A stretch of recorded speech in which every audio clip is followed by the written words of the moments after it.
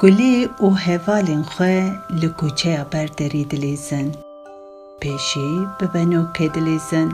Du heval benekî bi lingê xwe ve girê dane, gulê jî xwe di ser bende davêje.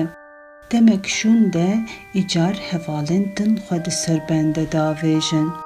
Gelek bi keyf û eşq dilîzin. Piştre dest bi lîstika topê dikin. Top di destê gulê de ye û davêje ba hevalên xwe.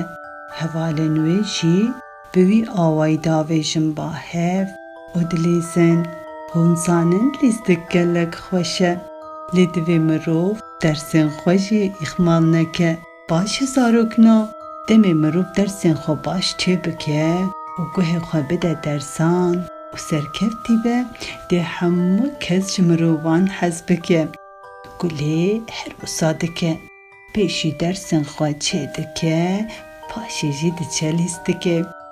Havayê gulê û hevalên xwe dîsa bi hev re dilîzin. Piştî lîstika benokê û topê biryar didin ku bi hev re bi bezê bilîzin. Wê gulê baz bide û hevalên din jî bidin dûwê, ji bo ku wê biqefêlin. Belê, gulê dest pê dike û baz dide. Hevalên din jî didin dûvê. Lê demek şûn de tiştek nexweş tê serê gulê. Dema ku gulê baz dide, piyê gulê dikeve kurtikekê û dikeve erdê. Lê mixabin, kurtik tije ave.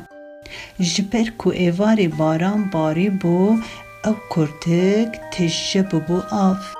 û gulê jî kete nava vê avê hemû şilûpilû bû. Hevalên gulê hemû pê dikenîn. Bûye hira hira wan û bi gulê dikenin. Gulê li halê xwe dinêre, gelek şerm dike û baz dide malê badiya xwe. Dest bi girî dike, diya wê jê dipirse, çi bû gula min, tu çima digirî? Gulê dibêje, ma tu halê min nabînî, ez rezîl bûm, hemû hevalê min bi min keniyan. Ez ketim kurtika avê û hemû şilûpilû bûm. Diya gulê jê re dibêje, gulê can, gava em dimeşin, an jî baz didin, li pêşiya xwe mêze nakin û pê li kurtikên avê dikin.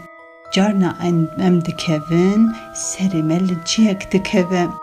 Carna em li hev diqelibin. Divê meriv ji van tiştan fedî neke. Gava hinek însan û heval bi te bikenin jî ne giring e. Ev tişt tên serê her kesî û tiştên gelek normalin.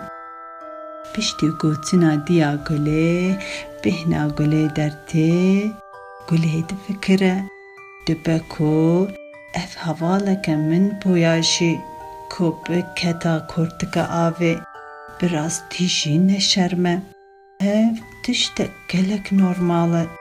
Gulê baz dide oda xwe, cilû berkên xwe yê şil diguhêre, dîsa dertê kûçê ba hevalên xwe û dilîze.